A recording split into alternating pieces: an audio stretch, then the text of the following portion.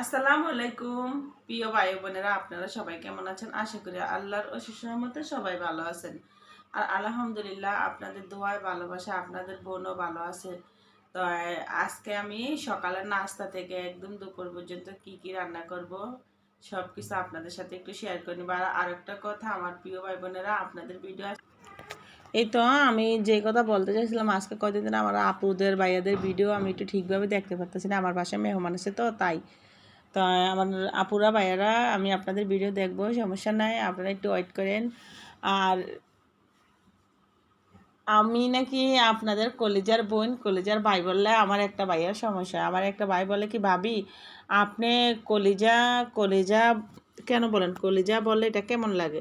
আচ্ছা শোনেন, ওই ভাই আপনি তো আমার ভিডিওটা দেখেন, ভিডিওটা দেখলে আপনার সাথে বিরোধতার কোনো কথা বলতেছি না। আমি কলিজা মানুষ কেন বলে, কেউ আদর করলে আদর করে কলিজা বলতে পারে, বুঝছেন? আর যেহেতু ইউটিউবে সবাই আমার পরিবারের মতো, সবাই আমার ভাই, সবাই আমার বোন, সবাইকে আমি আপন মনে করি, এই জন্য আমি কলিজার ভাই বোন বলি। না হয় আমি বলতাম না। আমি যেহেতু ওনারা যেহেতু আমার পরিবারে আছে, ওনারা যেহেতু আমাকে ভালোবাসে দেখেই তো আমার ভিডিও দেখে, ঠিক না?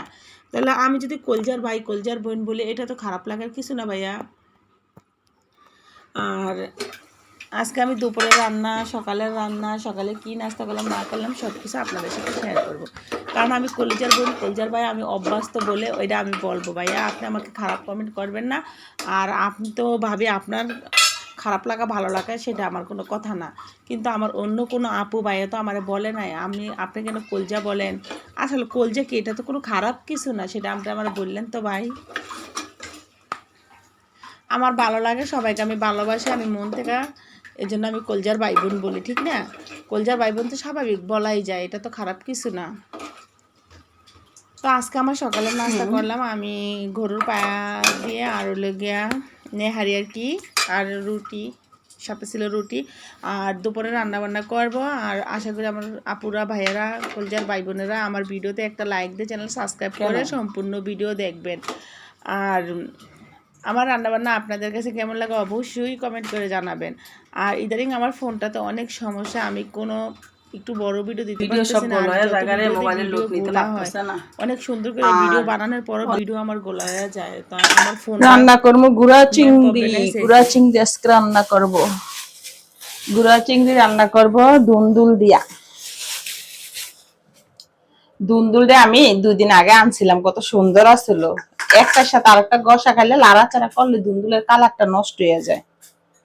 তো এগুলা দিয়া, এই চিংড়ি মাছগুলা দিয়া রান্না করবো আর কি। তাই আমার কাছে এইগুলা গোল গোল পিস করে দুন্দুল দা রান্না করলে ভালোই লাগে, গুড়া চিংড়ি দিয়ে।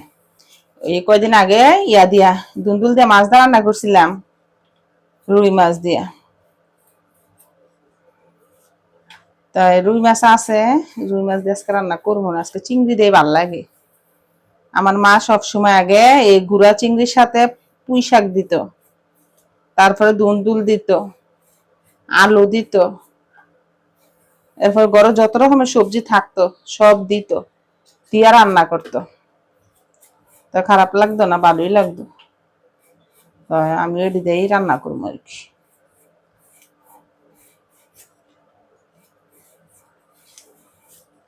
তাই আর আছে ওই যে শাপলা আর কি, শাপলা গুলা বাজি করবো অনেক। সেদিন দেখাইলাম না, এই যে শাপলা বাজি করবো। সকালবেলা আবার রাঁধছিলাম, শাপলা দিয়ে চিংড়ি মাছ দিয়ে রাঁধছিলাম। রান্দা মাইয়ারে আজকে বাদ দিয়ে দিছি টিফিন, আর মুসার আজকে খাওয়াই দিছি। ওই যে কিনারে কয় মুসার আবার বাদ দিয়ে দিলে খাইতো না, পরে এটার আবার চিপস কিনে দিয়েছি। ফাজি আছে, আমি ভাত খাওয়াই দিলে আমার হাতে তাহলে ভাত খায়, নাহলে খায় না।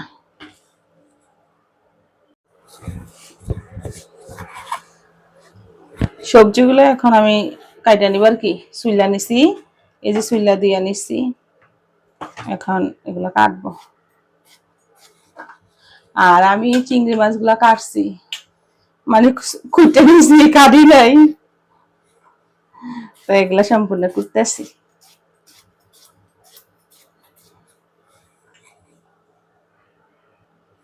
রাত্রের থেকেই তো রাত্রের থেকেই ফোনে এমবি নেই।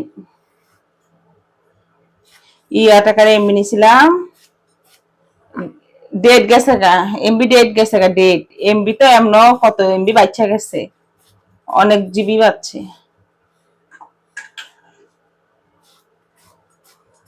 অনেক এমবি।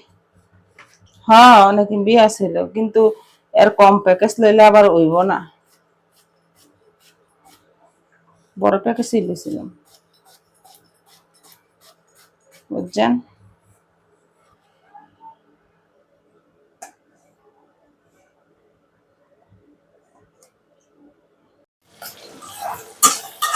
এখানে দিছি কাঁচামরিচ কুচি, তারপরে রান্নার সয়াবিন তেল, তারপরে চিংড়ি মাছ, পেঁয়াজ কুচি। তো এবার দিয়ে দিব নুন, হলুদ, মরিচ।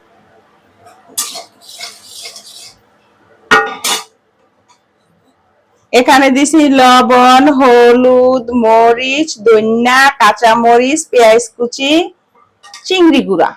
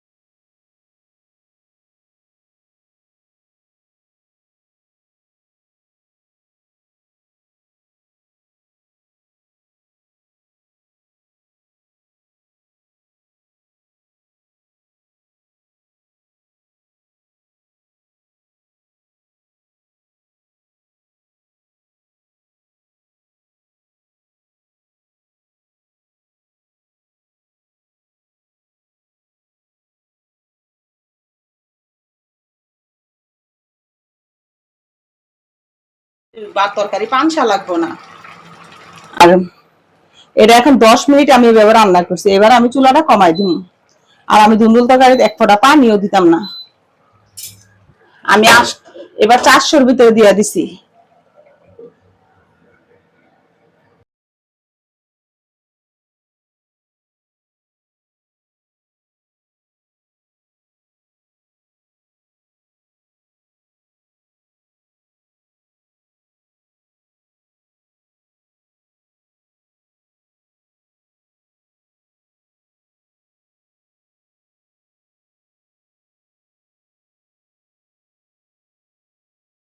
এখানে আবার আমি শাপলা ভাজি করে নিতেছি।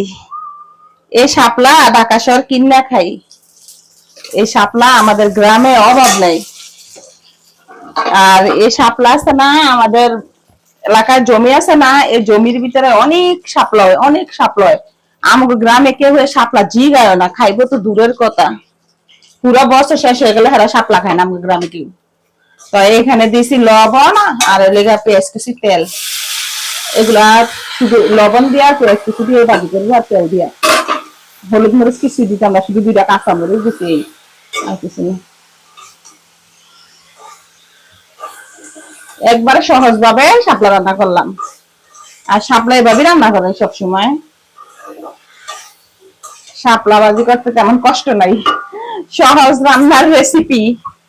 আর এই দেখেন তরকারি বললাম চুলা একবারে কমাই দিমু। এই যে দেখেন ধনিয়া পাতা দিছি, আমি এক ফোঁটা পানিও দিইনি। দেখছেন কত সুন্দর হয়েছে, মাশাআল্লাহ। লবণ, ধনিয়া পাতা সবকিছু ঠিক মতো হয়েছে, লবণ ঠিক মতো হয়েছে, ধনিয়া পাতাও দিছি, কারণ ধনিয়া পাতা আমার ফেভারিট। ধনিয়া পাতা না দিলে আমি খাইতে পারি না ওই তরকারি।